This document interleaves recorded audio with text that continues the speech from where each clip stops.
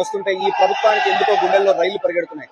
జగన్మోహన్ రెడ్డి పర్యటన నిమిత్తం ఆయన చూసేందుకు వచ్చిన పార్టీ కార్యకర్తలు, అభిమానులు వేలాదిగా విశాఖపట్నం ఎయిర్పోర్ట్ తరలి వస్తుంటే మాత్రం ఈ కూటమి ప్రభుత్వం ఎక్కడికక్కడ ఆంక్షలు విధిస్తుంది. ఎక్కడికక్కడ పార్టీ శ్రేణుల్ని, ఆయన అభిమానుల్ని అడ్డుకునేటటువంటి దిగ్మాల కార్యక్రమాలు చేస్తుంది. నేను అడుగుతున్నాను ఈ కూటమి ప్రభుత్వాన్ని, ఎందుకు జగన్మోహన్ రెడ్డి గారి పర్యటన మీద కక్ష సాధిస్తున్నారు? ఎందుకు ఈ రకమైనటువంటి ఇబ్బందులు పెడుతున్నారు? జగన్మోహన్ రెడ్డి గారు అనే వ్యక్తి బయటకు వచ్చి మాట్లాడితే ఆయన అడుగులే పిడుగులై ఈ అబద్ధాలను బట్టలు కొట్టి నిజాలను వాస్తవాలను రాష్ట్ర ప్రజలకు మరింత చేరుగా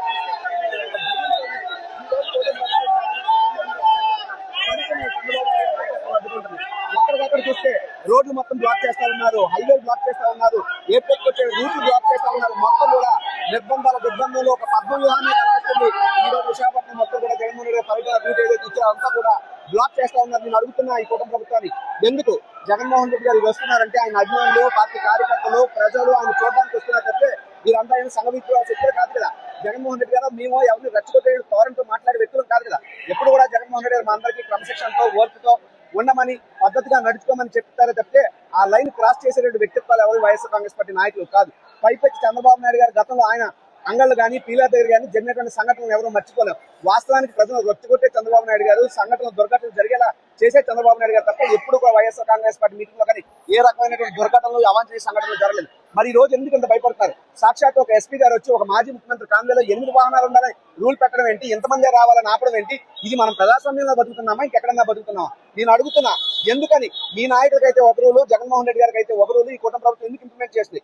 ఈ రోజు వేలాదిగా పోలీస్ వ్యవస్థను కూడా వాడుతూ ఉన్నారు. ఈ రోజు జగన్మోహన్ రెడ్డి గారి పర్యటన నిమిత్తం ఇక్కడ వచ్చినటువంటి పోలీస్ డిపార్ట్మెంట్ వారు ఇందులో పెట్టినటువంటి శ్రద్ధలో 10% మన గిరి ప్రదక్షిణకు పెట్టుంటే లక్షలాది మంది ప్రజలు ఇబ్బంది పడేవారు కాదు. గిరి ప్రదక్షిణలో అట్టర్ ఫెయిల్యూర్ అయినటువంటి పోలీస్ డిపార్ట్మెంట్ ని ఈ రోజు జగన్మోహన్ రెడ్డి గారి పర్యటన అడ్డుకోవడానికి మాత్రం అద్భుతంగా ఈ కూటమి ప్రభుత్వం ఎందుకు వినియోగిస్తుంది అంటే పోలీస్ వ్యవస్థను అడ్డుపెట్టుకుని రాజకీయాలు చేస్తున్నారు తప్ప ప్రజా పరిపాలన గాలికి వదిలేశారని చెప్పడానికి మించిన ఉదాహరణ ఇంకేం కావాలి? సాక్షాత్ ఎవరైతే మాజీ మంత్రి అయినటువంటి సివిల్ అప్పలరాజు గారు కదా, మీరు అక్రమ కేసులు పెడితే అది తప్పులు, కక్ష సాధింపు అని చెప్పడానికి వారికి నేనున్నానని ఒక భరోసాని, ధైర్యాన్ని ఇవ్వడానికి జగన్మోహన్ రెడ్డి గారు వెళ్తే ఆ యొక్క పర్యటన మీద ఇంత ఉక్కుపాదం మోపాల్సిన అవసరం ఉంది. అంటే జగన్మోహన్ రెడ్డి గారిని చూస్తేనే ఈ కూటమి ప్రభుత్వం గజగజలాడిపోతుంది, జగన్మోహన్ రెడ్డి గారి పేరు తెలిస్తేనే ఉలిక్కి పడుతుందని చెప్పడానికి ఈ యొక్క సంఘటన ఒక ఉదాహరణ అని చెప్పి తెలియజేస్తూ పోలీస్ డిపార్ట్మెంట్ కూడా రిక్వెస్ట్ చేస్తున్నాం, దయచేసి ప్రజాస్వామ్యబద్ధంగా ఉండండి.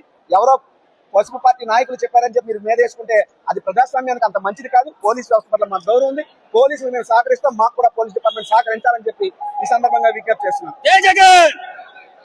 మరిన్ని వీడియోస్ కోసం మన సిద్ధం స్టూడియోస్ ఛానల్ సబ్స్క్రైబ్ చేయండి. జై జగనన్న.